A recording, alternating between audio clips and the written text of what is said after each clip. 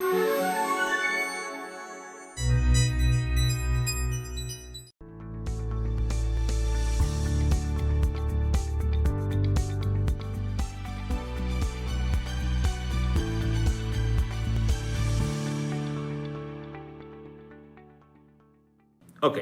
entonces vamos a empezar con el primer tema de esta tarde, que es el tema de Nidá. Vamos a hablar sobre las preguntas que hemos recibido sobre las relaciones de pareja en el judaísmo y vamos a hablar también específicamente de la separación. Nos han preguntado si es que acaso esto no es discriminatorio o algo que no corresponde a nuestras épocas. Porque ¿qué es nidá? ¿Qué es lo que sucede con este concepto? ¿Sí? Realmente la palabra nidá significa apartarse. Es cuando una mujer debe de apartarse de su esposo. Y como se cuidan las leyes de apartado de la mujer hacia el hombre, entonces se dice en femenino. Se dice nidá. No como se diría en el caso del hombre, pero lo que quiero aclarar aquí es de que las leyes que aplican para las mujeres aplican también para los hombres, no solamente para las mujeres. El chiste acá es de entender de dónde surgen las cosas y cómo a través de la historia, cómo a través del tiempo van tomando ciertos matices que no necesariamente eran los originales. Entonces, ¿qué quiero decir con todo esto? Sabemos que la ley judía nos pide que haya una época, un momento donde la pareja se debe apartar. El hombre de la mujer del hombre. No hay que tener ningún tipo de relación física ni ningún tipo de contacto físico. Y eso, pues desgraciadamente, ha sido interpretable por personas que a lo mejor no conocen el origen de esto y piensan que esto es como un rechazo a la mujer por su menstruación, que es algo completamente normal, completamente natural, y que nosotros lo vemos como si fuera algo sucio o algo impuro, y a través de esto entonces alejamos a la mujer hasta que no se vaya a bañar, que es el baño ritual que se llama mikve o que se llama tevilá. Entonces, como les dije, son temas que no se atreve la gente mucho a hablar, a decir. Nosotros vamos a abordarlos y a aclararlos, simple y sencillamente tal cual son. ¿Ok? Entonces, punto número uno que hay que aclarar. La verdadera ley de nidá en la Torah aparece como zab y zabá. No solamente en femenino, también en masculino. Zab y zabá. Lo que pasa es de que el periodo de menstruación femenino es recurrente. Es algo que sucede de manera continua, de manera común. En el caso del zab, es algo que ocurriría solamente de manera espontánea. Si es que el hombre llega a tener una emisión incontenida durante 3 días seguidos. Entonces eso sería como una menstruación en el caso de la mujer. Pero también existe el zab. No solamente hay zabá, hay zab. Nada más que las leyes del hombre, cuando es zab, son diferentes a las leyes de la mujer cuando es zabá. Pero por ejemplo, todos nosotros, hombres, también tenemos que ir a la tevilá. También tenemos que ir a la mikve. También tenemos que buscar tener una elevación espiritual y una pureza espiritual. No es nada más el caso de las mujeres. Entonces, tratando de resumir, para no hacer esto muy largo, los hombres hoy en día, si queremos subir a los lugares permitidos del monte del templo, donde estaba el Bet HaMikdash, hay áreas de ahí que no se pueden ingresar para nada. Y de hecho la recomendación de la Rabanut, la recomendación de la mayoría de los rabinos en la actualidad, es no entrar al monte del templo para nada, porque no tenemos conocimiento exacto de dónde se encuentran los límites, hasta dónde podemos llegar y dónde no podemos llegar. Pero entonces los hombres hoy en día, que somos Zavim, no podemos entrar al Bet HaMikdash, no podemos entrar al santuario. Entonces, la única que sigue cuidando las leyes, tal cual como si estuviéramos en la época del Bet HaMikdash, es la mujer, por la enorme kedushá que tiene, por la enorme santidad que tiene. Nosotros los hombres hoy en día no entramos al Bet HaMikdash y entonces estamos en un estado de impureza. Incluso los Kohanim estamos en un estado de impureza. Pero nosotros entendemos que la unión entre hombre y mujer es lo más sagrado que existe. No lo vemos como un pecado, no lo vemos como algo feo, no lo vemos como algo negativo que se tiene que hacer nada más para que exista la humanidad, sino es la máxima expresión humana, es la unión entre hombre y mujer. Y cuando está esta máxima expresión, también está la Shejinah, también está la presencia divina presente.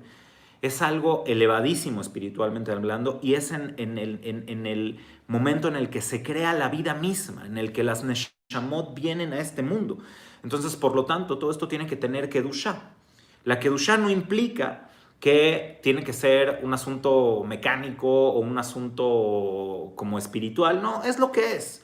La unión entre hombre y mujer, la verdadera expresión de amor, es la expresión más profunda que pueda haber en el contacto, incluso físico, pero es a través del contacto físico donde se manifiesta la profundidad de la unión a nivel de las almas. Entonces, por eso se tiene que hacer solamente en el momento óptimo para que esto pueda suceder.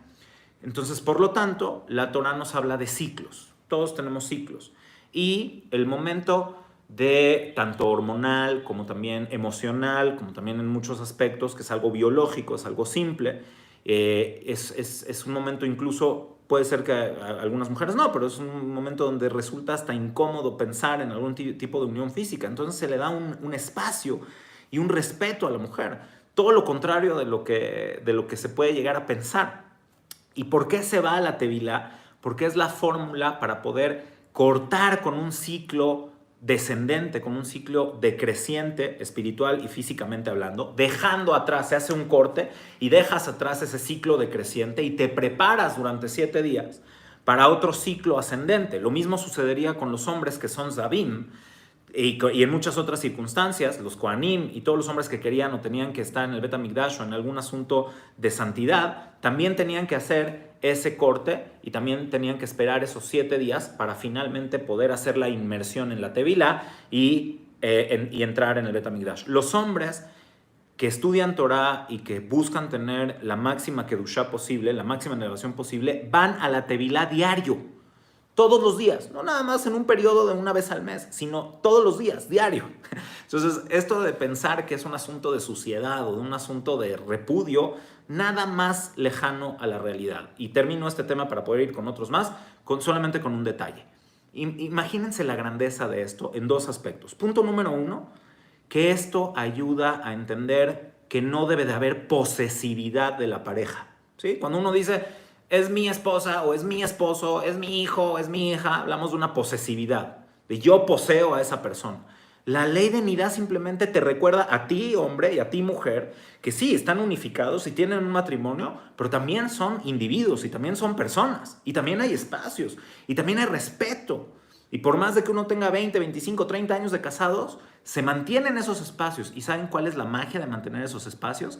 Que también entonces se mantiene viva la flama de la seducción, la flama de poder buscarse el uno al otro con innovación, de una forma renovada, porque cada vez que se entra en un nuevo periodo, en un nuevo ciclo de unión, entonces es algo nuevo, porque hubo un espacio intermedio y eso también ayuda muchísimo a que las relaciones se mantengan vivas, incluso el aspecto íntimo se mantenga viva y no se mantenga vivo, perdón, y no se convierta en un asunto X que ya no tiene ningún sentido. Ojalá que, bueno, brevemente esto haya sido suficiente para contestar esa pregunta. Podría dar una clase de 1 hora de cada tema, pero el chiste es ahondar en muchos temas. Entonces esa pregunta espero que haya quedado respondida. ¿Qué más tenemos por acá? Vamos a ver qué más tenemos en el chat. Ok. Nada más un segundito. No me tardo aquí. Déjenme ver en qué estoy. Ok. Perdón por la interrupción. Un asunto técnico que me toma un minuto. Ok. Listo, perdónenme. Le voy a quitar el vibrador a esto para que no se vaya a oír en la transmisión. Ok, listo. Entonces, ¿qué otra pregunta tenemos? Ok, donación de órganos es lo siguiente que tenemos en la lista. Por favor, no nos dejen de preguntar. Sigan haciéndonos sus preguntas. Ahí ya vi una cosa del Mashiach y todo esto. Ok, entonces vamos a ver el tema de donación de órganos, que es de lo que teníamos pendiente. Junto a la pregunta original, que es si la Torá permite o prohíbe la donación de órganos, tenemos también la pregunta adicional del tema del Mashiach.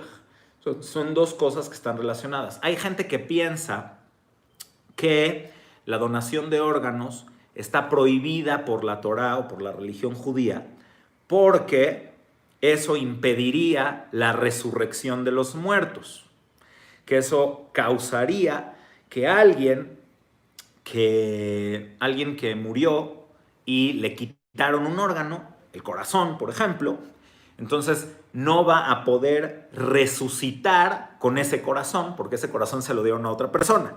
Entonces esta es la idea. Y esto es un ejemplo clarísimo de cuando cuando se cruzan los cables y cuando alguien se imagina cosas y lo dice y otra persona le cree y lo replica y al final se termina considerando como una cosa canonizada cuando no tienen nada, en la realidad no tiene nada que ver con lo que en verdad sucede. Les voy a explicar, ¿sí? ¿Qué pasaría, por ejemplo, con una persona que murió en un accidente y que su cuerpo quedó completamente calcinado? Nosotros sabemos que la Torá prohíbe la cremación, es algo severamente prohibido. Pero con alguien que por accidente terminó su cuerpo cremado o en partes, o perdió, o alguien le quitó un órgano, que por eso no va a tener el milagro de la resurrección, cuando tengamos que regresar al cuerpo con todo lo que eso implica, que ese es tema para hablar también una clase entera, la resurrección, por qué y para qué y todo esto. Pero es ridículo pensar que porque a alguien le van a quitar un órgano, entonces ya no va a ser digno de resucitar. Entonces aquí, saludando a mi querido doctor Sami Levi desde Eretz Israel, vamos a aclarar simplemente de manera puntual. No se pueden donar órganos en todos los casos, ni se puede donar órganos de manera arbitraria.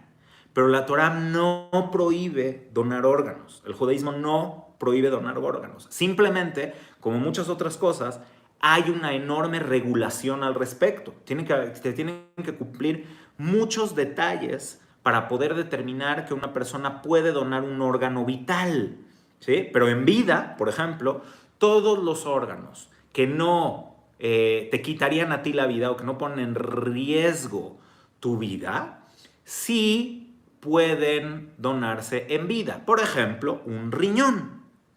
Una córnea no se puede donar en vida, aunque sigues viviendo, porque quien queda ciego pierde tanto su calidad de vida que se consideraría como haber muerto en cierta forma. Entonces no le puedes quitar las córneas a alguien vivo. Pero un riñón, sobre todo hoy en día que sabemos que el riñón se compensa cuando uno dona uno de los dos riñones, entonces está permitido donar riñones y es una gran mitzvah. Hay instituciones que se dedican a promover la donación de riñones para salvar vidas. La mitzvah más grande de todas es salvar una vida. Ahora bien, ¿qué pasa cuando alguien muere y dona un órgano? Hay que entender, tú no puedes tomar un cadáver que tiene 10 horas de fallecido y sacarle el corazón y metérselo a otra persona. No se puede hacer. Aquí el problema es que para poder donar un órgano necesitas estar en un estado de muerte cerebral. ¿Ok? ¿Qué significa? Que alguien tuvo un traumatismo cráneoencefálico muy, muy fuerte y el cerebro, de alguna forma, muere y antes de haber muerto a esta persona, se le conectó a un respirador, su presión sanguínea se regula con fármacos, su ritmo cardíaco se regula de manera artificial y entonces el cuerpo sigue funcionando. Esto se llama muerte cerebral. Hay dos tipos de muerte cerebral. En inglés se dice cerebral death y se dice brain death. Son dos tipos de muerte cerebral. Se le llama muerte cerebral superior cuando la corteza cerebral deja de tener actividad, pero aún hay autonomía de la regulación de las funciones elementales, que eso está en el tallo cerebral. El tallo es como el núcleo del cerebro, la parte central donde está montada toda la parte superior del cerebro. Entonces, cuando nosotros tenemos muerte cerebral profunda, o cuando tenemos brain dead en inglés, lo que sucede es de que ya no hay autonomía. el ser humano ya no respira por sí mismo, está muerto, ya no tiene ritmo cardíaco ni temperatura física por sí mismo, y entonces esa persona solamente se mantiene de manera artificial. Aquí el problema es desconectarlo y decir, yo le estoy dando el último empujoncito para mandarlo al Olam Abba totalmente. Entonces aquí la gravedad es determinar si sí está muerto o no está muerto, para poder determinar si puede donar su órgano vital o no puede donar su órgano vital. Ahora, aquí esto se relaciona con una ley de toda la Torah.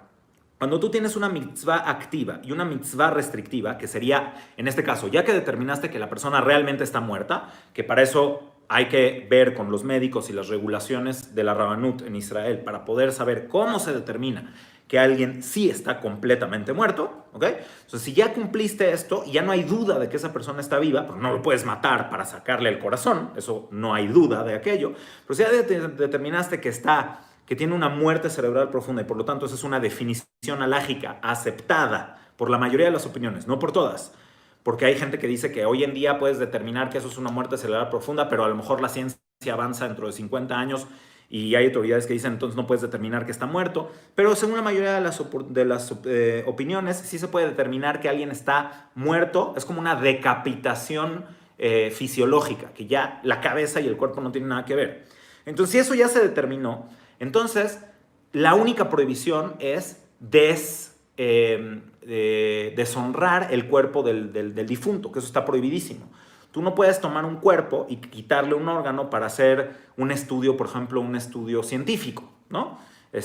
También eso es otro tema de ética médica que se tiene que hablar aparte. Pero en este caso, tienes la mitzvah de salvar una vida, que es una mitzvah activa, y tienes la mitzvah restrictiva de no deshonrar un cuerpo de un difunto. Todas las mitzvot activas que se anteponen a una restrictiva, se le da prioridad a la mitzvah activa. Por ejemplo, hacer Brit Milá en Shabbat.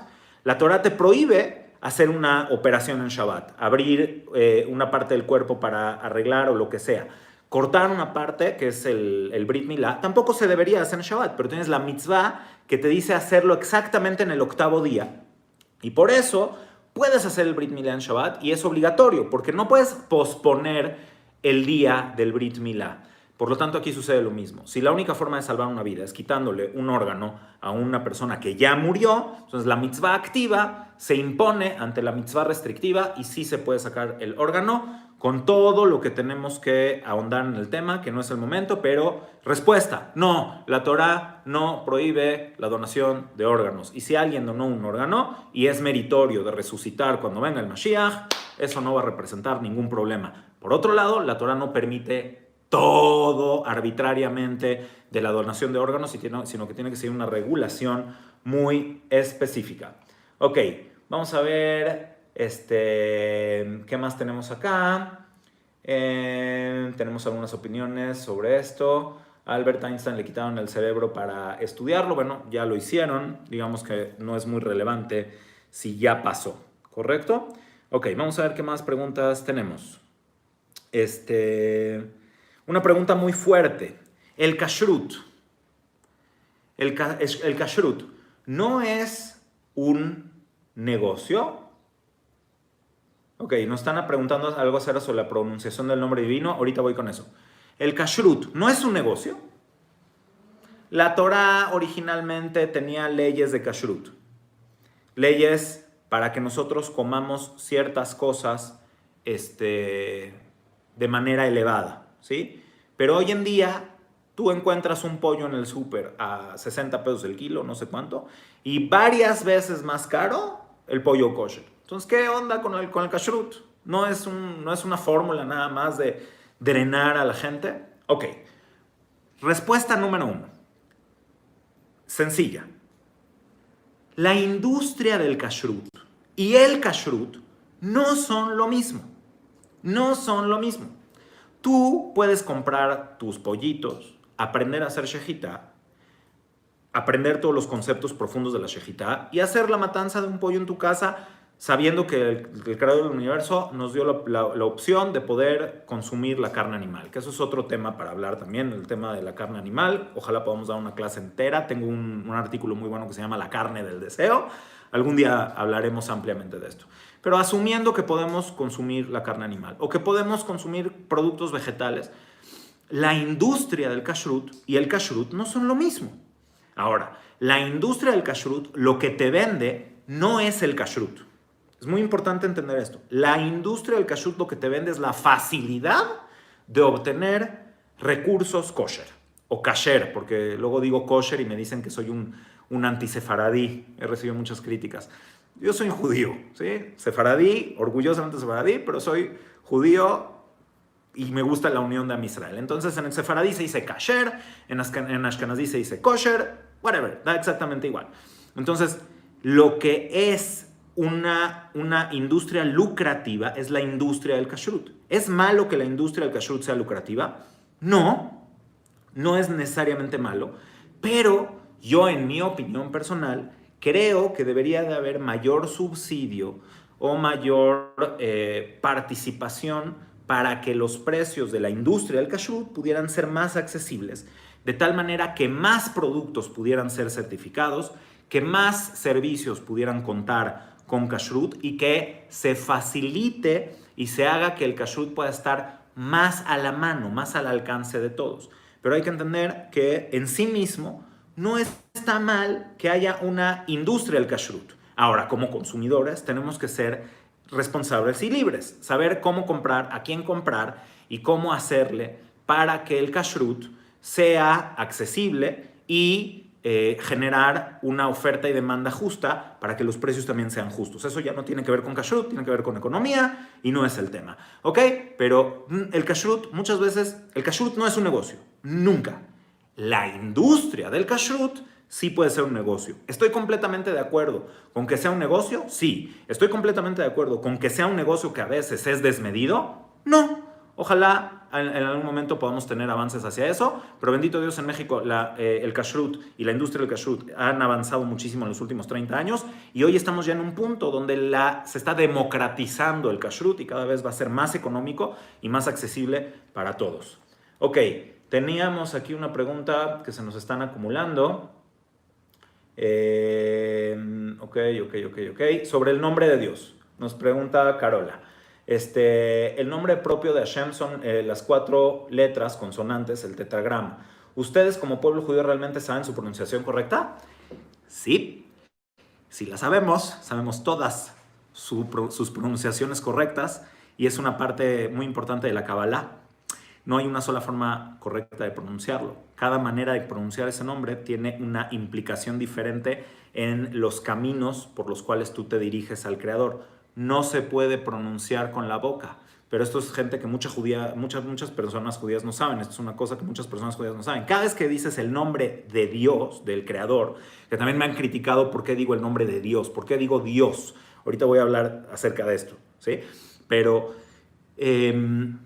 cuando dices Baruch Atah Hashem, dices el nombre de Hashem. Tienes que pensar en el nombre de Dios, lo tienes que visualizar en tus ojos. Por eso mucha gente cuando dice Berajot cierran los ojos porque están visualizando el nombre divino. Es el espíritu, el alma que tiene que conectarse con el Shem Hashem, con el nombre divino, y lo pronuncias con el nombre de Adonut, del creador, del patrón del mundo, del Señor, y piensas en la eternidad. Sí conocemos las puntuaciones, es algo muy importante saberlas, pero desgraciadamente les he dicho a veces que hay Kabbalah y hay cabalistería. Y hay gente que se aprovecha de la necesidad espiritual de la gente y los manipulan con este tipo de cosas, y entonces a partir de más o menos el siglo XVII, principio del siglo XVII, se empezó a dejar de imprimir en la mayoría de los sidurim el nombre de Dios y se empezó a poner Yud Yud o de otras maneras, para que la gente que no tiene acceso o que no debe tener acceso a este conocimiento tan profundo no se arriesga a tener acceso a él y tampoco esté propenso a ser manipulado. Y eso es igual hoy en día. Quienes me han escuchado hablar conceptos de Kabbalah se darán cuenta de que son absolutamente racionales y muy, muy fáciles de entender cuando entiendes las premisas. Cuando no, quien les enseña cosas de Kabbalah que los haga ver como ocultismo o como magia o como cosas así, los está manipulando, mucho cuidado. Entonces sí conocemos el nombre de Dios. Y por último, ¿por qué digo Dios en mis clases? Si Dios viene de la palabra theos en latín o en griego Zeus, ¿sí? Deus, theos, Zeus. Entonces, ¿qué no estoy haciendo referencia a una deidad pagana? Punto número uno, la palabra Zeus no siempre fue utilizada para un tema pagano. A veces también en la cultura griega clásica se utilizaba para el ser supremo, como decir él en hebreo. Él es el ser supremo, ¿ok? En hebreo. Y de ahí viene la palabra Elohim, el supremo de todos los supremos, ¿ok? Refiriéndose a las fuerzas trascendentales, el creador de todo. Punto número dos, hoy en día se utiliza la palabra Dios como Elohim. Lo único que sí es de que nosotros los sefaradim, descendientes de los judíos que fueron expulsados de España hacia los países de lo que fue el Imperio Otomano, quienes hablábamos la lengua española, el ladino, estábamos acostumbrados a decir Él dio, no Dios, sino Él dio. ¿Por qué? Para puntualizar que solamente creemos en un solo Dios unificado. Dios en español podría ser entendido el sufijo os como plural. Entonces nuestros ancestros, quienes huyeron de España y entregaron su vida y tuvieron que confrontarse a la Inquisición y a las expulsiones, tuvieron el detalle de transferirnos este asunto de decir Él dio. No Dios, sino Él dio. Así como no se dice al día domingo, en ladino no se le dice domingo, porque Dominicus es el Señor, ¿no? Entonces se dice al-Had, el primer día de la semana, pronunciado en turco. Entonces hay pequeños detalles, pero sí conocemos el nombre de Hashem y es muy importante saberlo. Ok. Nos están preguntando mucho de carne y leche. Ok, vamos con carne y leche entonces. ¿Qué pasa con la carne y con la leche? Primero, para que sepamos, no podemos comer, ni cocinar, ni tener provecho de lo que se junta con la carne y la leche por ley bíblica. El Talmud habla mucho acerca de esto, cuáles son las atribuciones bíblicas de la prohibición, cuáles son las atribuciones rabínicas de la prohibición. Por ejemplo, la Torah solamente prohíbe realmente comer la carne de un animal que lacta, ¿no? De un mamífero, no de un ave. Sin embargo, la ley rabínica, en la mayoría de las opiniones, hay gente que piensa que esto también es ley bíblica, que opina esto dentro del propio Talmud, pero esa no es la halajá, sino es la ley. No se puede comer la carne de un animal que lacta, de un mamífero. Les voy a explicar dos cosas maravillosas aquí. Punto número uno, hay que entender racionalmente de qué se trata esto, ¿sí? La leche es un elemento que está puesto para dar vida. Y la carne es el ser que estaba recibiendo esa vida. De cierta manera, hay un límite. Dios te dice, ok, vas a comer carne y también puedes comer la leche como un subproducto animal. Y en sí, que Dios te permita matar a un animal para consumo humano es algo extraño, es algo raro. Según muchas opiniones, originalmente esto no era lo pensado para la humanidad. Los humanos somos hoy en día omnívoros, pero en nuestro origen somos herbívoros, ¿sí? Y de hecho, para poder comer carne, consumir carne, tenemos que desproteinizarla o romper la cadena de las proteínas para poderla digerir, cocinándola o de cualquier otro método. Entonces, si Dios ya nos permitió comer la carne, nos pone un límite y nos digan, hey, no se les olvide que mataron a un animal para poder comerse esa carne. No te comas esa carne en la leche de su madre, ni la cocines en la leche de su madre. Ten límites, pon un orden en tu vida. Y si hay algo que se mezcló, no tengas provecho de aquello que se hizo. Ponte un límite. Esto es un asunto intelectual. Por otro lado, para quien quiera ahondar en esto, hay una clase que dejé en el canal de YouTube de las primeras clases que dimos, que son la lógica de las mitzvot. Ahí hablo mucho de la carne y leche. Por favor, vean el video entero porque está muy bueno. Pero aquí hay otro punto. Hay que entender que hay muchas costumbres idólatras que hoy en día no sabemos que eran costumbres idólatras porque el judaísmo ha logrado cambiar al mundo. Y el mundo donde comenzó el judaísmo ya no comparte casi nada con el mundo actual, que ha heredado la ética y la moral de la Torá, de la Biblia. Las religiones occidentales y también el Islam, hablando del cristianismo y todas sus vertientes, aprendieron muchísimos aspectos morales de la propia Torá, de la propia Biblia, ni que decir también del Islam, aunque en ambos casos no se representan realmente los valores de la propia Torá. Pero en este caso hay que saber que el Rambam, Maimónides, no era arqueólogo, pero él dedujo de la yuxtaposición de la prohibición original de la carne y de la leche, dedujo que eso era una práctica idólatra en la antigüedad, porque se menciona junto a la carne o al animal conocido como Ashtarot, que era una ofrenda que se le hacía con el animal más bonito de todo el rebaño a una deidad lunar, deidad femenina, que se llamaba Ashtoret o Ishtar en persa, de donde viene el nombre estrella en español o star en inglés. Cuando vean Starbucks, van a ver aquí a una mujer con unas estrellitas y todo. Es probable que esta cosa venga de esta deidad pagana que se llamaba Ishtar, estrella o Ashtoret. Entonces, el Rambam dedujo que había una práctica pagana relacionada con esto y que por eso la Torá lo prohibió. Y fíjense que siglos y siglos y siglos después, Rabí David Casuto, que es un sobreviviente italiano del Holocausto, sefaradí, que se convirtió en una autoridad muy prominente de lenguas antiguas y daba clases en la Universidad Hebrea de Jerusalén, de historia y de filología y de lenguas antiguas, descubrió y tradujo unas escrituras, estelas antiguas, donde se narra cómo en la primavera, justo en la época de Pesaj, que también está yuxtapuesto en la Torá, los habitantes originales de Canaán hacían varios sacrificios y tenían rituales paganos donde había cosas también muy inmorales, ahora sí que hay límites para el foro, no es que no sea tabú, sino no quiero ser grosero, ¿no? Pero hacían orgías públicas, cosas que no se pueden mencionar, y ahí hacían una ofrenda de la leche y el hijo de Ashtoret, ¿sí? Ashtoret, que era la vaca, la máxima vaca, y ahí degollaban al hijo y lo ofrendaban con la leche de su madre, literal, de su madre. Entonces, también por eso hay una relación. Ahora, ¿qué quiere decir? Que como eso ya no existe, ¿ya no tenemos que hacerlo? No, porque es como decir, una vez que el judaísmo logró algo, que la Torá logró impactar a la humanidad, entonces ya por eso dejamos de hacerlo, porque se nos olvidó cuál es el origen. No, hay que seguir, porque además también hay muchos otros valores y muchas otras cosas. Luego está la pregunta del pollo. El pollo no es carne, el pollo no da leche, ¿sí? Pero vamos aquí. La gente piensa que la Torá nos dice, no coman aves con leche porque se van a confundir. ¿Qué somos tontos? No somos tontos. Un pollo es un pollo, una vaca es una vaca. Entonces, ¿por qué nos vamos a confundir cuál es la carne de cuál? Son dos razones. Número uno, la gran mayoría de las sociedades ubica la carne de aves junto con la carne de animales. Entonces, sí hay cierta relación entre ellos. Pero además, lo que podría causar la confusión no es la ignorancia, sino todo lo contrario. Por ejemplo, la carne de vaca necesita shejitá. La carne de ave también. Check, check. Palomita, palomita.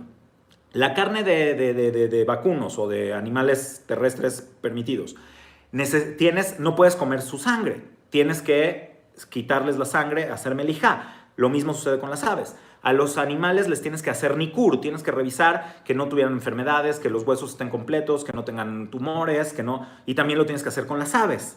Y todas las leyes aplicables a la carne vacuna también aplican a las aves, menos bíblicamente el uso de carne y leche. Y ahí es donde sí puede venir la confusión, porque la gente va a decir, lo que está permitido en carne está permitido en aves, y lo que está prohibido en carne está prohibido en aves. Entonces los rabinos unificaron los criterios y entonces decidieron que también hay que evitar comer carne de ave con leche de mamíferos. No sucede así con los pescados, porque los pescados no les tienes que hacer shejitá, puedes comerte su sangre, da cosita, pero puedes comerte su sangre, no tienes que hacerles nikur, no tienes que hacerles una revisión interna de si estaban sanos, de si tenían tumores, de si tienen esto, de si tienen otro. Entonces, como ninguna de las leyes aplicables a la carne vacuna aplica a los pescados, también se pueden comer con leche, aunque hay opiniones que dicen que por salud, no, pero eso ya es otra cosa, ¿ok?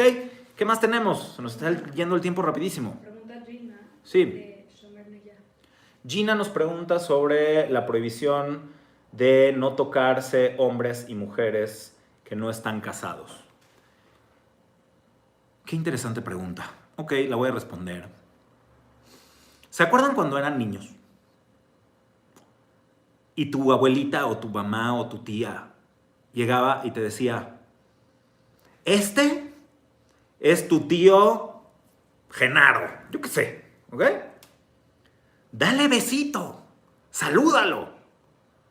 Y de repente tú veías a un señor todo grandote, con el cigarro, o la pipa, o el puro, que no has visto nunca en tu vida, que no conoces, que no tienes nada que ver con él. Y de repente, por respeto, tienes que ir y darle un beso. ¿What? Ok, vamos a entender. La Torá habla de reglas sanas.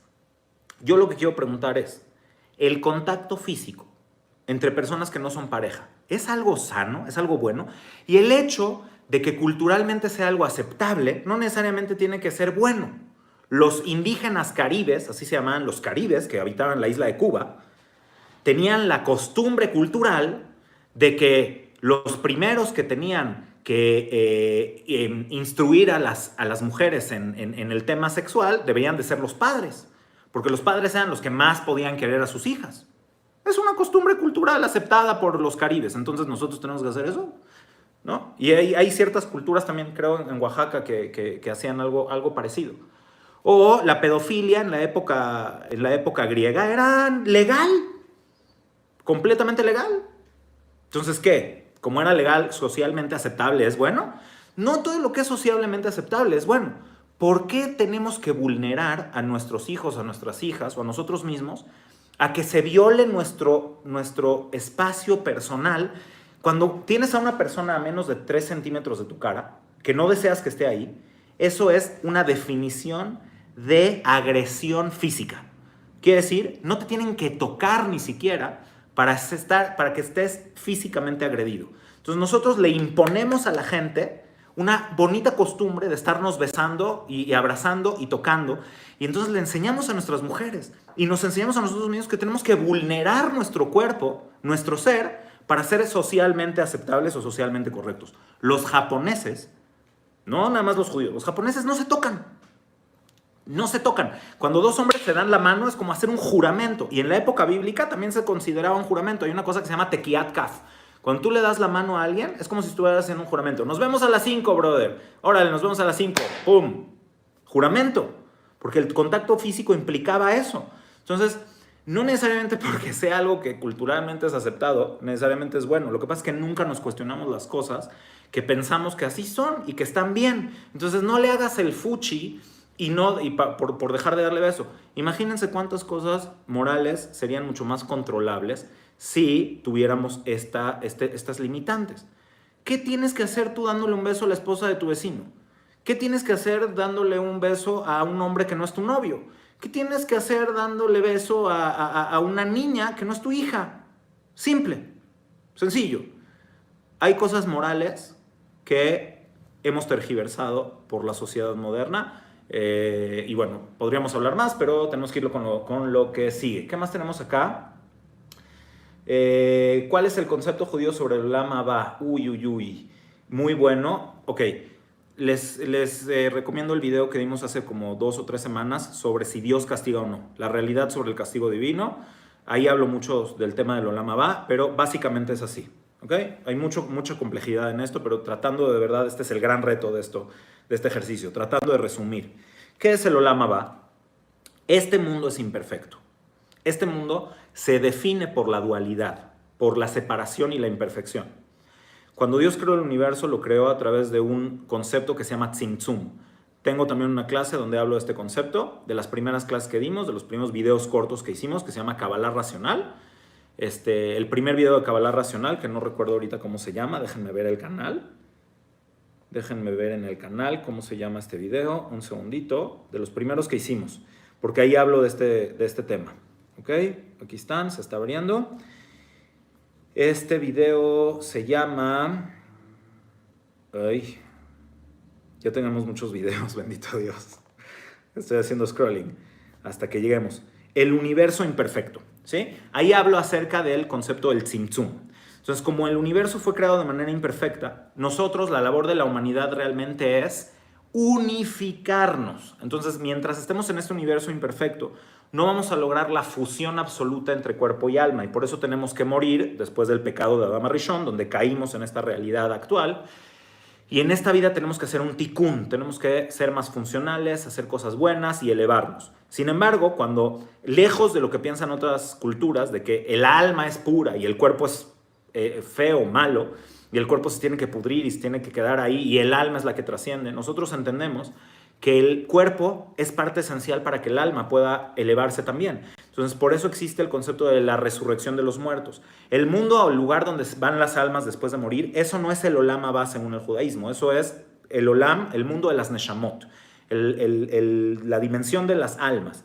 Pero la idea es llegar de nuevo a fusionarse con el cuerpo en el Olam Abba para entonces llegar a romper con todas las dicotomías y hacer una integración absoluta de cuerpo y alma con el creador mismo, y es entonces cuando todo este universo va a trascender en una unificación absoluta que reafirma que incluso lo físico y lo material son buenos y que no existe esta dicotomía, esta separación insalvable entre cuerpo y alma, aunque en este momento sí nos encontramos en un debate entre cuerpo y alma. ¿Qué más tenemos? Tenemos una interesante que dice, si Dios no necesita o quiere nada, ¿por qué nos pide que elijamos la vida? Si Dios no nos necesita y no nos pide nada, ¿por qué nos pide que qué? Que elijamos la vida. Que elijamos la vida. Ok, porque es alguien bueno. Cuando tú no necesitas y no quieres nada de alguien más, pero quieres su bien, entonces le vas a dar una buena recomendación. Nosotros no podemos hablar o pensar de Dios de manera lineal, cuando realmente para hablar del creador del universo tenemos que ver en manera multidimensional. No estamos hablando de un ser con voluntades por intereses. Estamos hablando de la voluntad misma de un ser positivo.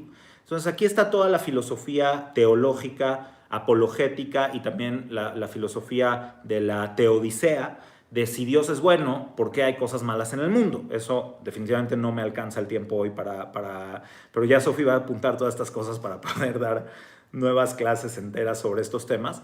Pero en síntesis, lo que yo te puedo decir es de que Dios te da a elegir para que en el momento en el que tú elijas puedas asociarte con el Creador en la creación de tu propio ser, en la elevación de tu propio ser, en tu propia maduración y en tu propia elevación. Entonces te da la recomendación, elige la vida.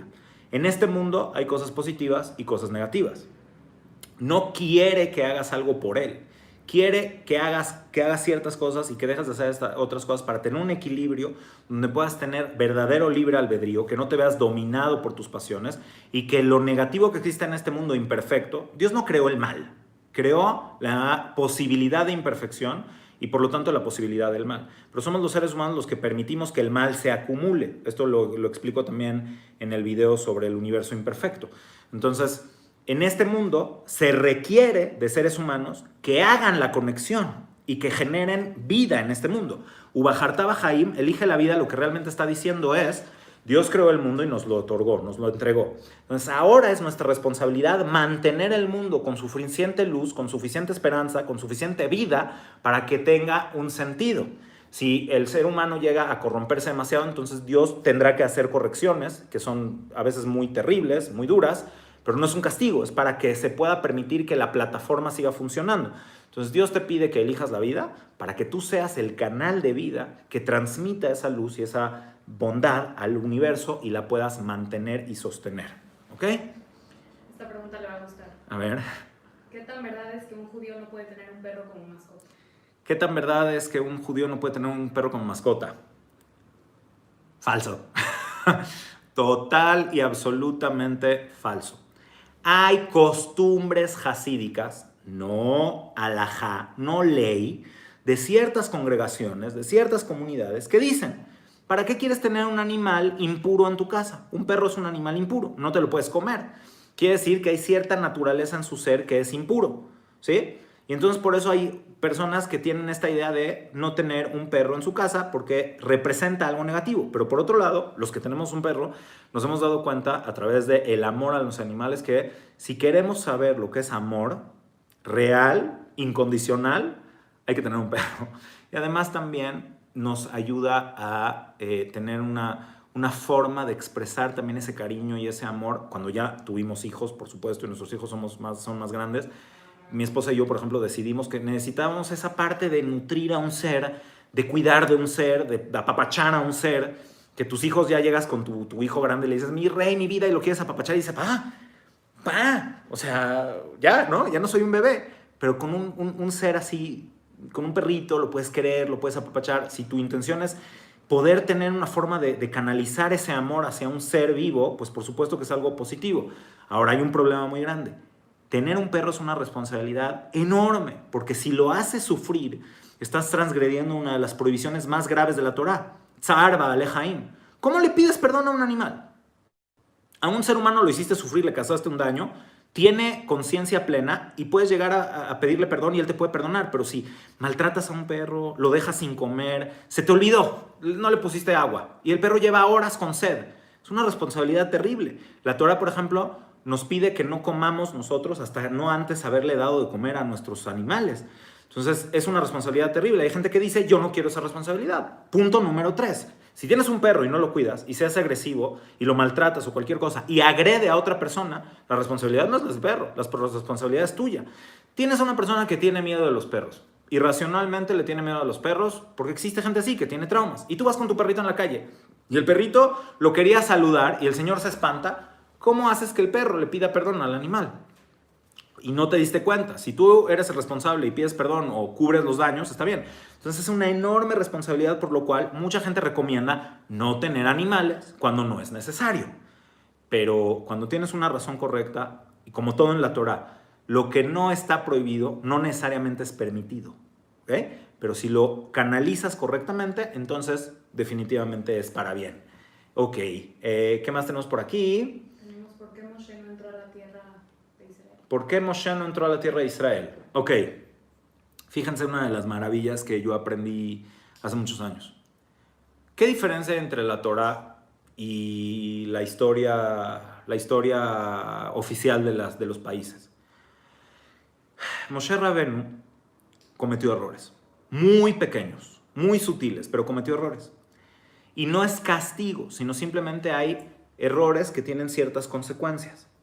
Moshe no podía entrar a Eretz Israel porque mucha gente de su generación tampoco pudo entrar. Y es un líder. Y hay un vínculo entre el líder y la nación que él lideró. Si la mayoría de la gente de la época de Moshe no pudo entrar, entonces de cierta forma implica que los líderes de la generación, Moshe y Aarón, algo pasó con ellos que tampoco estuvo en el máximo nivel. Lo impactante es de que la Torá nos enseña que la gente más grande no son perfectos, que la gente más grande también cometieron errores.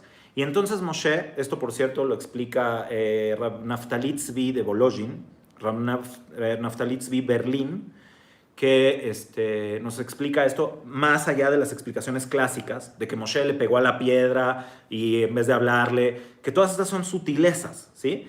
Pero de cierta forma, Moshe maljuzgó al pueblo. Al pegarle a la piedra y no hablarle, maljuzgó al pueblo. ¿Qué le tenía que decir Moshe a la piedra? Tenía que revelar el nombre divino ante toda la congregación. Y él decidió que eso no era algo que debía de hacer.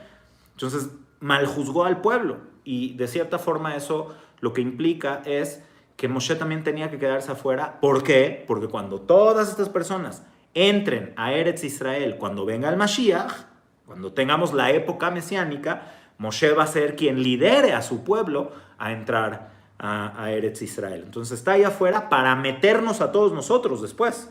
¿Me explico? Entonces no es necesariamente un castigo y sobre todo nos enseña la Torá que incluso la gente más grande, cuando comete errores, va a tener que llevar a cabo con responsabilidad las consecuencias de esos errores y que no por haber tenido errores no eres uno de los seres humanos más grandes, quizás el más grande ser humano, bueno, el más grande profeta sí, no sé si el más grande ser humano, pero una gran personalidad de la humanidad entera también cometió errores. Entonces, si tú cometes un error, también tienes esperanzas porque nadie es perfecto, ni siquiera Moshe Rabenu. Es una gran enseñanza que podemos sacar de ahí. Nos preguntan del recato y las consecuencias que trae a la vida. El recato y las consecuencias que traen a la vida. Ok, esto es un poco parecido al tema de lo que dije de la separación entre personas que no están casadas. Ok. El recato no es una cosa nada más para mujeres, es una cosa para hombres y para mujeres. Y el recato no solamente es una forma de vestir, es una forma de actuar. Por eso se le llama modestia, modesty en inglés, modestia en español, porque también tiene que ver con modo, con el modo de hacer las cosas. Tú puedes tener a un hombre o una mujer que están vestidos alágicamente con todas las cosas que tienen que estar para que se puede considerar que alguien tiene recato, pero tiene una actitud completamente fuera del recato, entonces no tiene nada que ver. Lo que tiene que ver con la modestia y el recato tiene que ver con mantener la elevación de la calidad humana. ¿Ok? ¿Qué significa? Que cuando nosotros mantenemos un estándar de respeto a nuestro propio cuerpo, a nuestro propio ser, que sabemos que somos valiosos, que sabemos que las relaciones humanas no se pueden basar en lo físico, entonces también tenemos una esperanza de tener mayor impacto a nivel espiritual, a nivel emocional.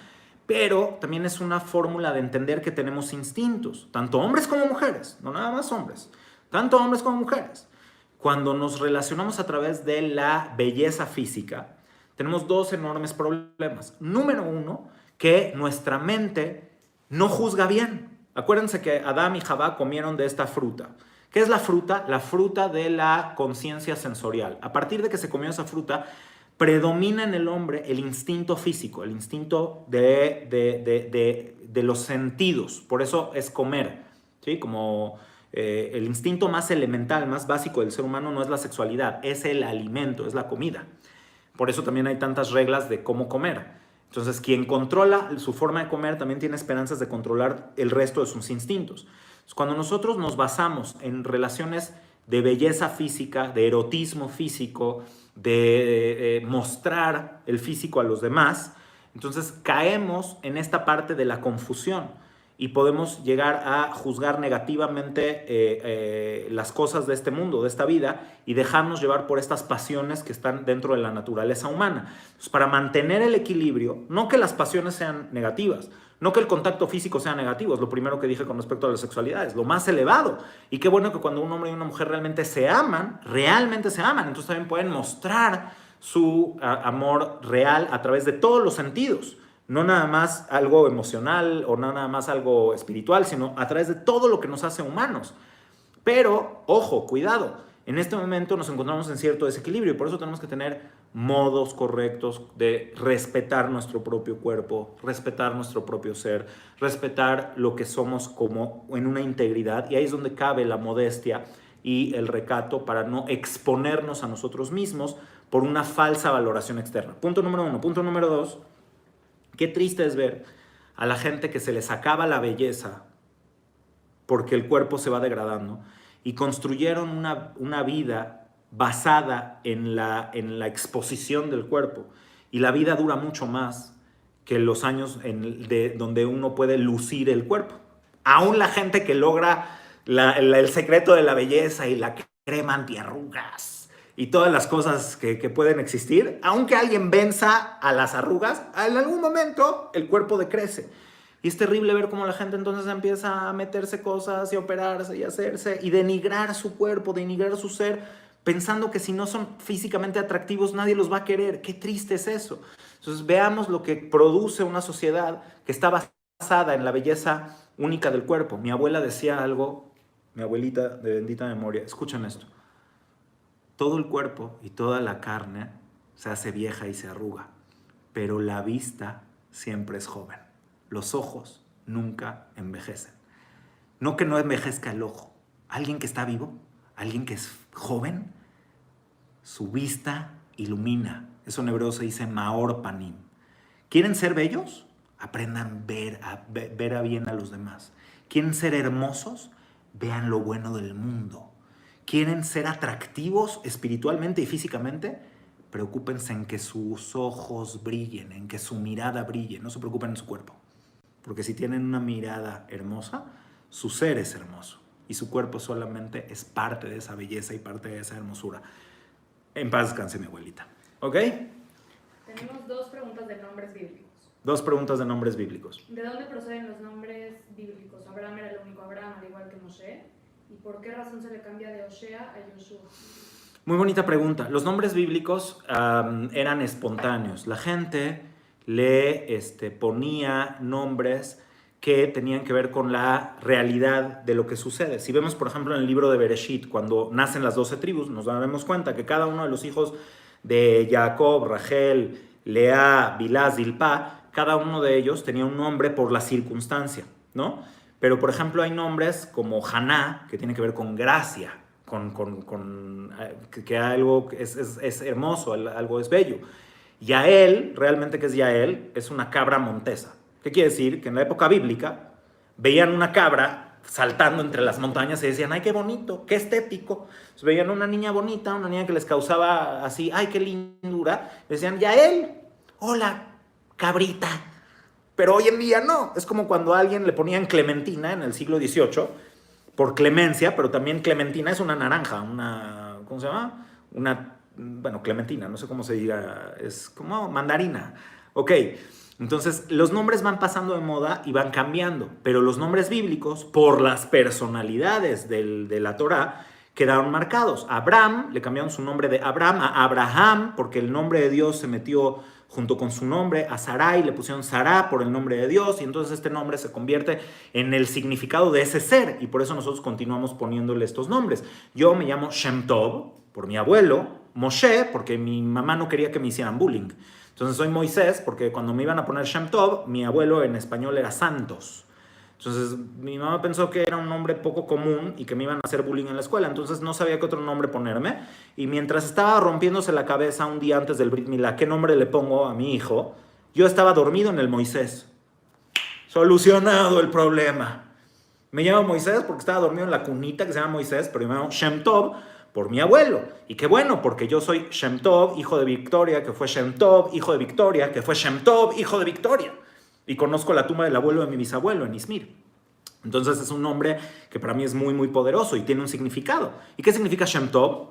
Nombre bueno. Es decir, no importa tanto qué es el nombre, sino lo que representa para ti. Y los nombres bíblicos tienen esa representación. Oshea cambia a Yehoshua por la bendición de Moshe, que él vio que había un riesgo muy importante en los espías que iba a mandar a Eretz Israel.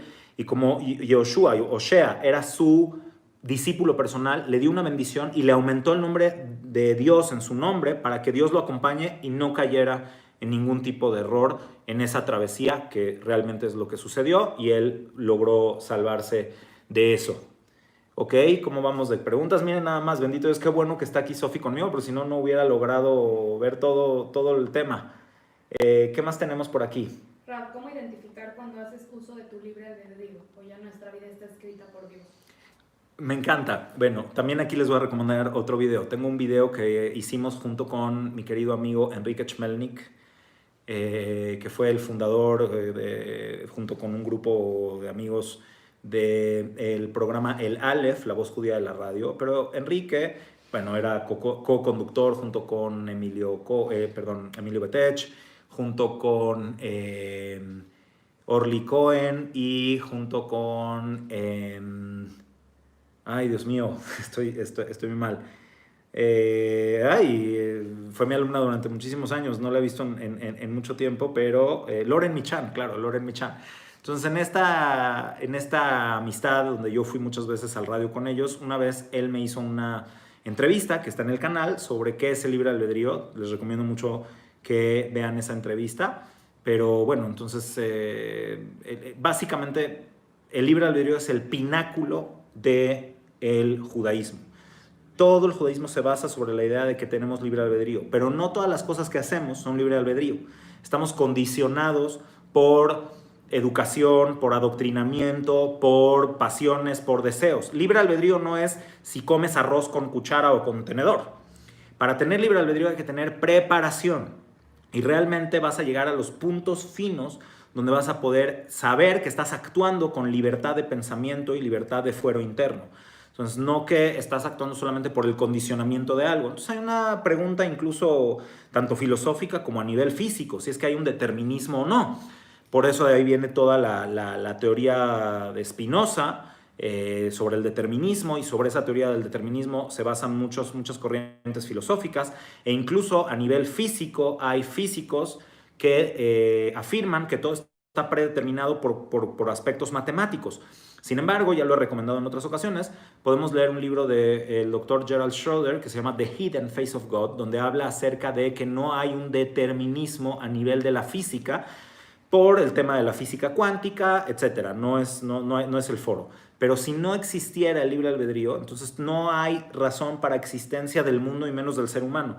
El libre albedrío es entonces lo que ejerces cuando te preparas, cuando te conoces, cuando conoces tus fortalezas, tus debilidades, cuando no actúas de manera instintiva o de manera reactiva, cuando realmente eres proactivo y haces las cosas de manera consciente y entonces te conectas realmente con el creador y haces una diferencia en el mundo. Ok, ¿Pinturas y esculturas son idolatría? Pinturas y esculturas son idolatría. Esto está claro en el Talmud y en la ley judía. Hay ciertas esculturas que están relacionadas ya sea con los astros o con la imagen humana que no debemos de tener siempre y cuando sean perfectas. Para empezar, si son imágenes que están relacionadas con algún culto, ni hablar, no hay nada que hacer. Pero si tenemos una escultura abstracta de un ser humano que realmente no tiene la perfección del rostro humano, entonces sí se puede tener. Sí, a mí en lo particular no me gusta tener nada que pueda ser considerado como un objeto de culto. Es mucho por el sefaradismo. Esto es una característica muy arraigada de los sefaradim.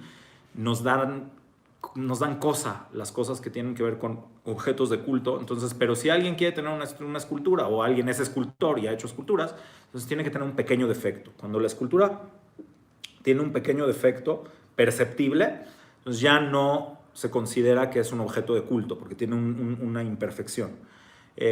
Con las fotografías no está prohibido hacerlas o tenerlas, a menos de que sean fotografías o imágenes de culto, lo mismo sucede, pero a mí tampoco me gusta.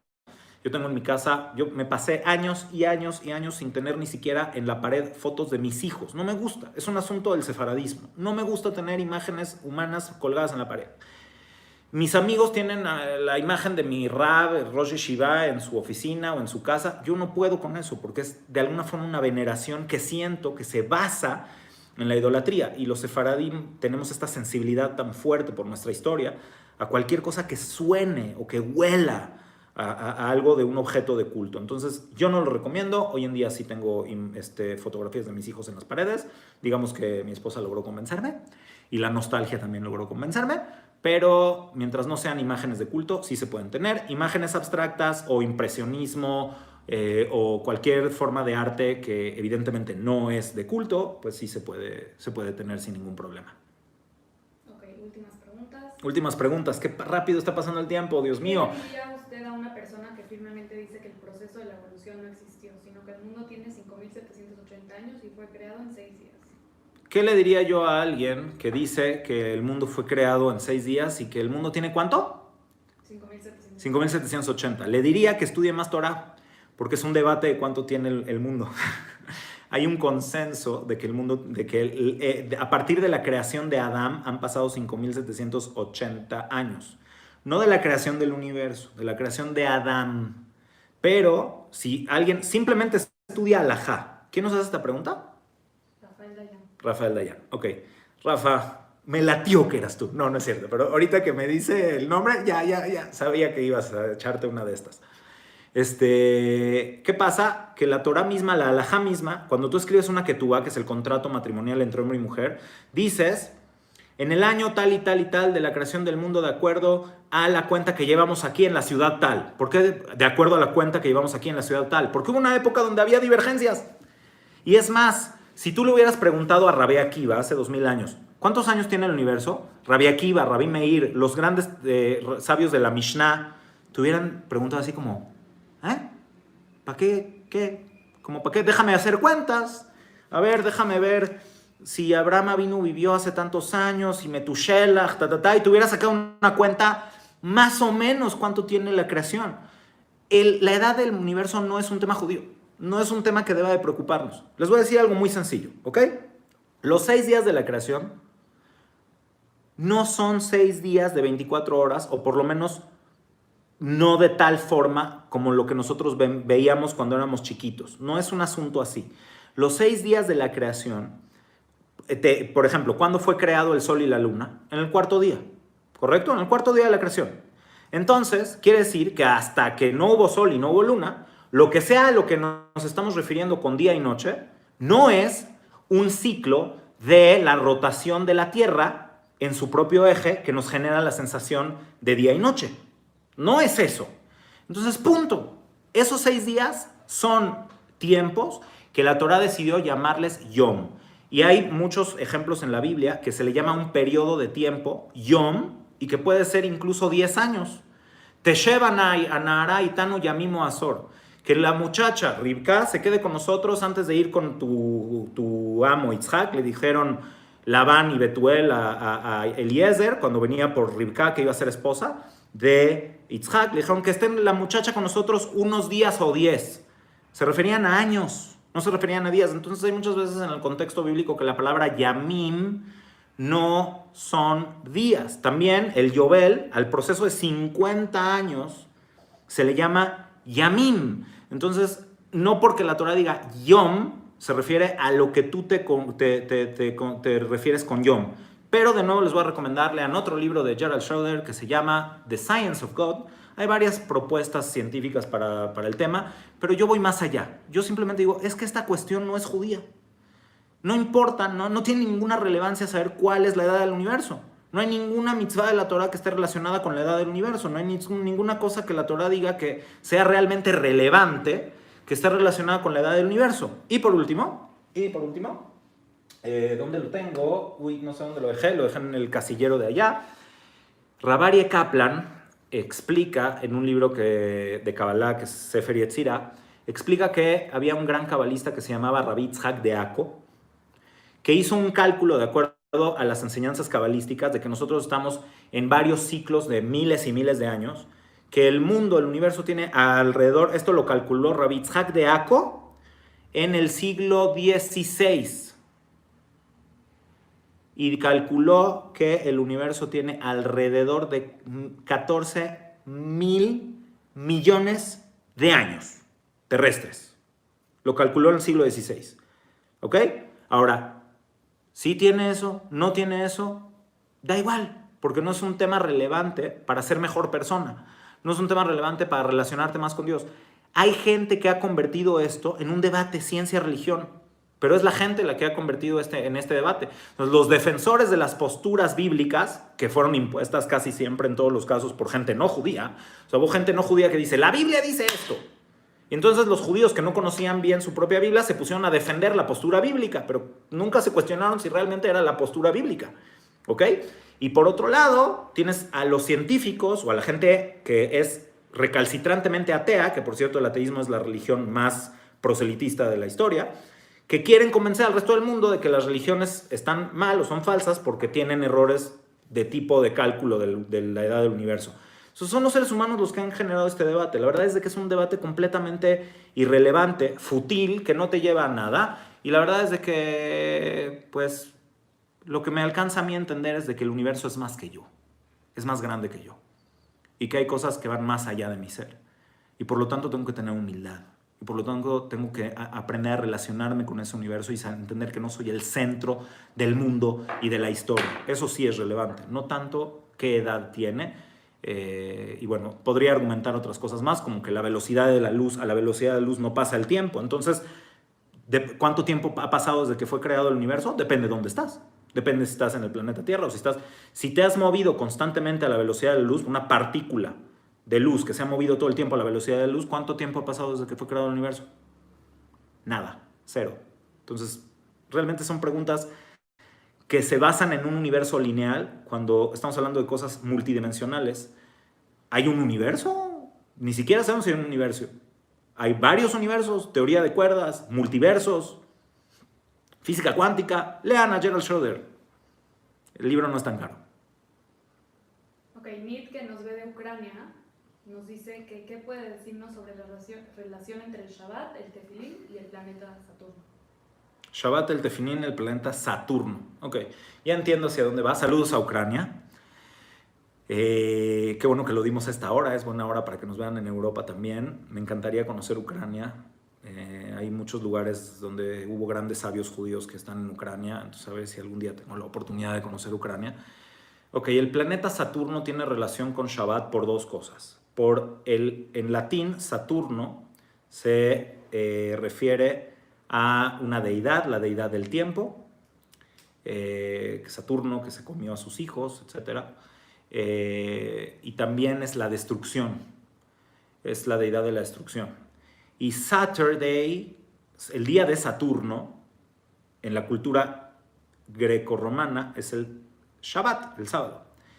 Pero los judíos no tenemos una relación con Shabbat por eso. Lo que pasa es de que la palabra Shabbatai se utilizó para referirse al planeta Saturno por la relación que hay entre el día Saturday y la deidad de Saturno. Y entonces nosotros Shabbat, al planeta Saturno, le empezamos a llamar Shabbatai por un asunto de correlación. Pero realmente no hay mayor cosa relacionada ahí. Hay libros de astrología de dudosa procedencia que sí relacionan a Saturno y Shabbatai. No es mi área de especialidad, no me gusta meterme en esas cosas. Me gusta la Kabbalah que está en libros y en fuentes racionales de Kabbalah. Esto yo lo considero el tipo de Kabbalah mística que no ayuda mucho, aunque tengo una explicación racional para el tema de los horóscopos y de las cartas astrales y todo eso, pero no me lo preguntaron, así es que no me voy a meter. Entonces, no hay una relación real. Y entonces hay que entender cuáles son las fuentes que los relacionan y por qué. ¿Y qué más nos dijo? Shabbat, el tefilín. Ok, el tefilín es la señal que los hombres tenemos que tener. Los hombres tenemos que tener dos señales: el Brit Milá y el tefilín todos los días. Shabbat es otra señal. Entonces, en Shabbat no tenemos que ponernos el tefilín porque tenemos la señal de Shabbat. Y probablemente hay gente que haya interpretado esto, de que el tefilín tiene que ver con Saturno, y como Saturno en Shabbat domina, entonces no tenemos que usar el tefilín, pero les digo, de nuevo, son fuentes no muy verificables y yo no concuerdo mucho con estas fuentes. Si alguien tiene alguna lectura que me pueda recomendar para profundizar en el tema, se lo agradeceré, pero yo considero que son tergiversiones, como por ejemplo cuando hay cosas de mística cabalistera, por ejemplo de Lilith, ¿sí?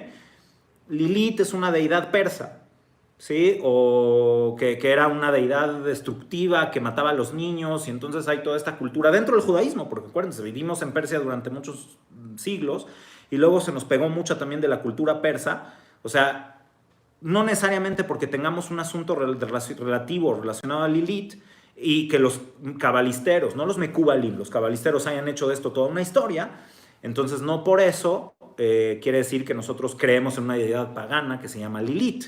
Es como decir que porque los sefaradim comemos borrecas, entonces Dios entregó la Torah en España. No tiene nada que ver. Llegamos a España muchísimos años después, etcétera, ¿no? O sea, hay que entender de dónde surgen las relaciones y cuáles relaciones sí tienen un sentido profundo y cuáles son cosas que se dieron en el tiempo por usos y costumbres o por el simple lenguaje, en este caso Saturno, Saturday, sábado, Shabbat, día de Saturno, astralmente día de Shabbatai. Eso es todo. Últimas preguntas. Los mantras que pertenecen al budismo e hinduismo, ¿puede un judío pronunciarlos en una meditación? Los mantras que pertenecen al budismo los puede pronunciar un judío en la meditación. Normalmente no.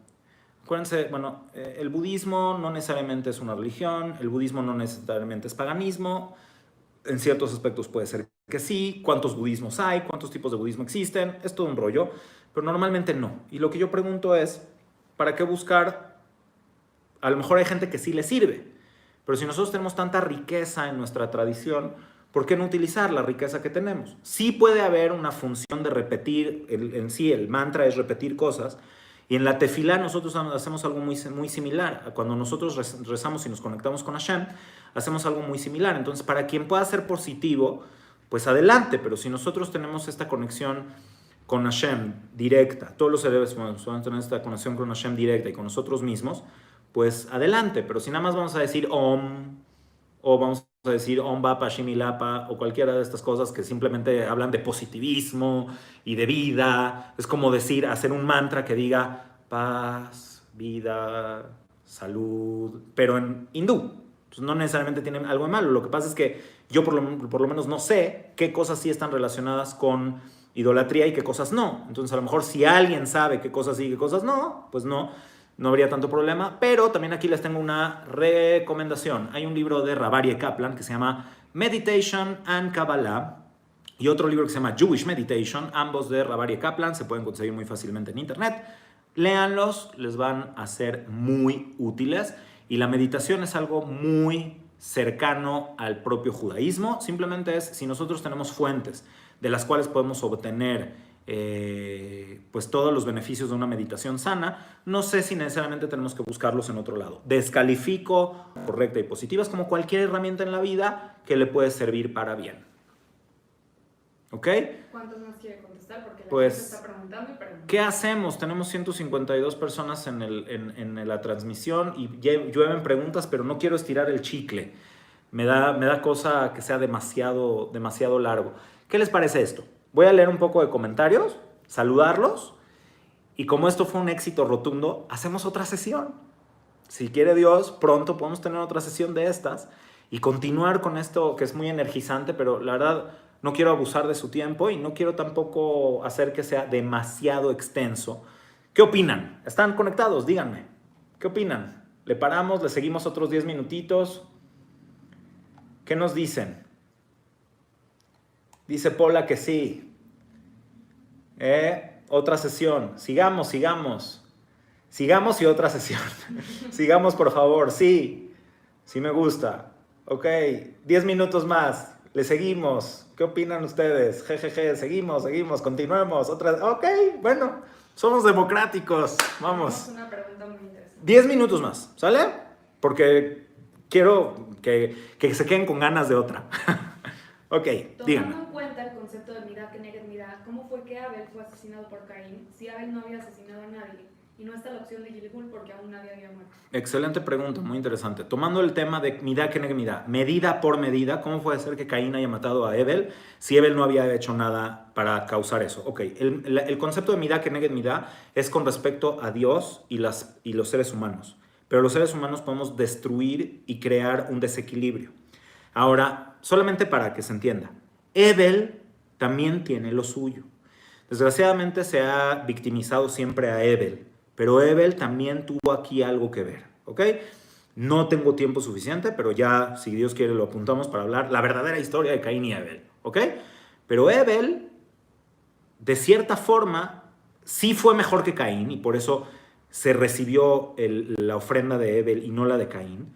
Pero Caín fue el que tuvo la idea original de hacer una ofrenda a Hashem. Y ahí hubo un tema de rivalidad que es el arquetipo, el paradigma de la rivalidad entre hermanos.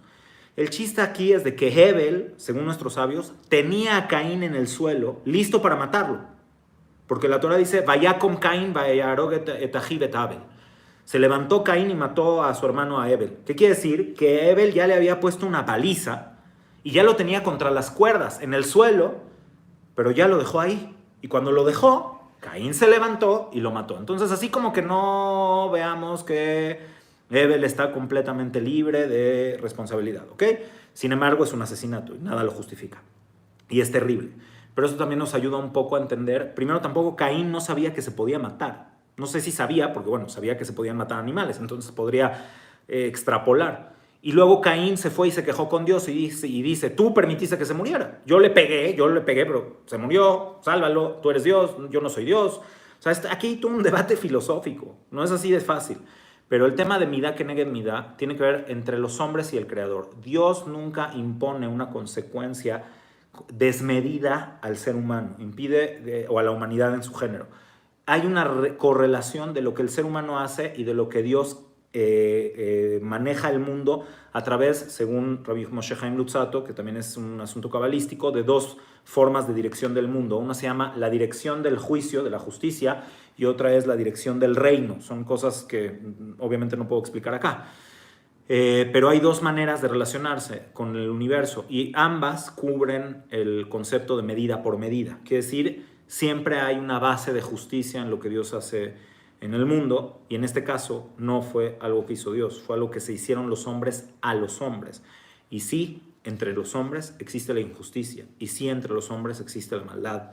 Y por eso Caín mató a Abel y de ahí tenemos que aprender el nivel de maldad que podemos. Fue el mayor genocida de la historia.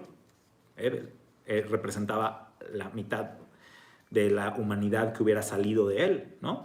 Pero bueno, es tema para ampliar mucho, pero no tiene que ver necesariamente con Nidá, que es Neged Nidá. Última pregunta. Sí.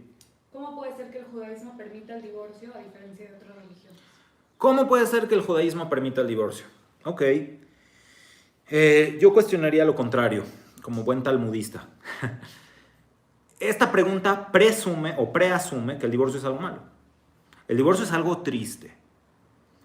Pero hay que entender que hay relaciones que funcionan y relaciones que no funcionan. Por razones buenas o por razones negativas. La gran mayoría de los divorcios en nuestra época se generan por egoísmo, por negatividad, por todas las cosas que nadie quiere llegar a eso. Pero hay que entender que es una posibilidad real. ¿Por qué? Yo cuestiono. ¿Por qué tenemos que perpetuar a una mujer en una relación de abuso, por ejemplo? ¿Por qué? Una mujer o un hombre que pensaron que la mejor persona para compartir su vida era quienes eligieron. Y a lo mejor no la conocieron bien, o a lo mejor la persona cambió o se amargó. Tenemos que hacer que el hombre o que la mujer tengan que forzar el resto de su vida en una... O sea, no estoy diciendo que no hagan las cosas necesarias para sacar adelante la relación. Se tiene que sacar adelante la relación, pero ¿qué tal cuando de verdad hay alguien loco? Entonces, ¿ya? ¿Se acabó? ¿Porque lo que unió Dios no lo desune el hombre? ¿Realmente? ¿En serio? Tenemos capacidades de ser grandes. Y la grandeza implica que también podemos ser muy bajos. Si podemos ir arriba es porque podemos ir para abajo. Entonces, el divorcio es una posibilidad real. Así como cuando uno se casa puede enviudar. Así como cuando uno tiene hijos, puede tener hijos y educarlos bien o educarlos mal. Hay cosas que pueden estar predeterminadas por el destino. Incluso un matrimonio puede estar de cierta forma predeterminado por el destino. Hablaremos de eso también a lo mejor un día. Pero sí, a lo mejor Dios predeterminó que dos personas tengan que procrear un hijo. No está predeterminado si se van a tratar bien, si se van a tener respeto y cariño, si se van a tener admiración. Entonces el divorcio habla de una Torah funcional. El judaísmo habla de realidades funcionales y habla que a veces la mejor decisión va a ser el divorcio. Yo he tenido que divorciar gente que les puedo decir, la mejor decisión era el divorcio. No porque eran malos, sino porque pasaron situaciones donde la mejor decisión para esa pareja era el divorcio. Y ni modo, no pudo ser de otra manera. Siempre trato de salvar las relaciones y trato de hacer que las parejas se mantengan. Y me duele en el alma cuando tengo que divorciar a una pareja que yo casé. Pero los humanos somos complejos, somos complicados. Entonces también tenemos que entender que habiendo todos hecho nuestro mejor esfuerzo por salvar una relación, a veces las relaciones se tienen que terminar para que haya mayor salud para las personas como individuos y que puedan continuar su vida con otras parejas y no le hagan daño a sus hijos y no se perpetúen en una situación de dolor y de lastimarse los unos a los otros. Es decir, como en muchas otras cosas, no son mitzvot, no es una mitzvah divorciarse. Como tampoco, por ejemplo, hay muchas cosas que la Torah permite que no son óptimas, pero se permiten pues porque hay veces que son necesarias. Si tienes que hacer una operación o romper Shabbat para salvar una vida, puedes romper Shabbat, ni siquiera romper Shabbat, es santificar Shabbat. Hacer una de las cosas prohibidas en Shabbat para salvar una vida. Así nos lo dice la ley judía. ¿Es óptimo? No. Pero si hay una situación donde se requiere, se va a tener que hacer. Lo mismo sucede en este caso con el divorcio. Ok. Bueno, estimada comunidad sefaradí de México y todos nuestros amigos, amigas que nos han acompañado, no tengo palabras para agradecerles su apoyo y su interés en crecer. Quiero terminar esta tarde diciendo una sola cosa, muy importante para mí. Gesher, ese logo que ven por ahí, no sé dónde queda, el logo que dice Gesher junto al logo de la comunidad sefaradí, representa lo que nuestra base ideológica, crear puentes, crear conexiones. Nosotros cuando hicimos este canal pensábamos que iba a ser una fórmula para acercarnos a ciertas personas que no tenían los recursos físicos para estar con nosotros o que no siempre podían llegar a las clases, ¿no? Tienes trabajo, tienes universidad, entonces íbamos a dejar un videíto pensando que algunas personas, decenas de personas iban a ver el video. Sin embargo, nuestra ideología implica generar conexiones e integración entre las personas y entre Am Israel y entre la humanidad. Y yo siento humildemente que si hemos tenido cierto éxito y estamos teniendo cierto éxito, agradeciendo muchísimo a los que han apoyado este proyecto, agradeciendo a Sophie Tuachi, que es nuestra, también como consejera, ¿cómo es tu título? Consultora. Nuestra consultora. Agradeciéndole muy profundamente a David Chernovetsky, nuestro productor, a toda la mesa directiva de la comunidad sefaradí, quienes han apoyado este proyecto, muy especialmente a Meir Rafael, nuestro presidente del comité religioso, muy especialmente a Rubén Bros, nuestro también apoyo en comité religioso, en mesa directiva, a toda la mesa directiva. Muchas veces este proyecto fue cuestionado de para qué invertir en algo así, etcétera, etcétera. Hubo gente que nos apoyó desde el principio, a nuestro querido Rab Jonathan Gilbert, que nos ha grabado videos y que hoy en día se encuentra en Israel, a Rab Moy Hilu, a Rab Yoshua Levi, a Rab Abdo Hasky, a todo el equipo, los Hazanim, Jaime Mafia, Yosef Harari. Somos un equipo, Rafi Calahorra, Yosef Bichachi, toda la comunidad. Pero pues a ustedes, más que a nadie, que nos han dado el favor de su participación y de su atención. Porque creo que todos los que estamos acá nos interesa generar conexiones, nos interesa ser de esas personas en este mundo que hagamos y que generemos unión. Hemos recibido muchísimos comentarios muy, muy buenos y también comentarios terribles de gente que no conoce lo que es el judaísmo, de gente que no conoce lo que es el Talmud, de gente que no conoce lo que es... Cosas que me han erizado la piel, que digo, Dios mío, ¿cómo puede seguir existiendo tanto antisemitismo, tanto prejuicio, tanta cosa? Es un reto, esto definitivamente es un reto, pero creo que vale la pena, porque estamos encontrando que cada quien en su lugar puede hacer algo para mejorar el mundo. La intención de todo esto es conectarnos y ser mejores personas. Abrir lo que es el judaísmo y abrir lo que es la Torá para que podamos entender y tener las herramientas. Quienes las necesiten, las necesitarán y las podrán utilizar. Quienes no, pues por lo menos conocer cada vez más su propio judaísmo, su propia identidad, o conocer lo que es la cultura judía, conocer lo que es la cultura milenaria del pueblo hebreo, de la Torá, en español, para quienes hablamos el español, algunas veces en inglés, algunas veces en hebreo, cuando tenemos que hacer alguna entrevista por acá, por allá. Pero pues esto es un pequeño eslabón en una cadena, que espero que cada una y uno de ustedes pueda sumarse a esta cadena y poder generar unión en el mundo. Lo más importante, el mayor reto de nuestra vida en la actualidad es ser agentes de la unificación y de la integración en el mundo y no la división, de la discriminación, de la ruptura entre personas. Ya fue suficiente de que se utilice a las religiones para generar odio. Ya fue suficiente de que la gente utilice ideologías o ideas que surgieron de cosas elevadas para destruir a otros.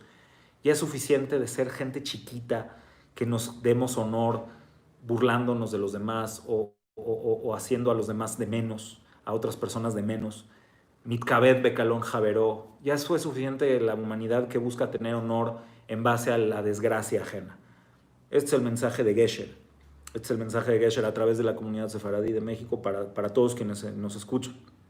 Sumémonos a ser gente positiva, a la cadena de transmisión de luz desde el Shamaim hasta el mundo, y ojalá que a través de eso podamos acercarnos un poquito a la redención final, a la unión de todo el universo, de toda la humanidad, que podamos conocer a Hashem y conocer al ser humano a través de aprender a conocernos como individuos y de asumir la responsabilidad de ser mejores personas cada día. Les agradezco muchísimo. Muchísimas gracias de verdad por todo. No tengo palabras para sus agradecimientos. Me tardaría otra hora en leerlos todos, pero créanme, voy a tratar de leerlos cada uno y de responderlos cada uno. Les agradezco por todo y bueno, pues ha llegado el momento de despedirnos. Que tengan una muy buena tarde y pronto tendremos otra sesión de estas. Nos vemos la próxima.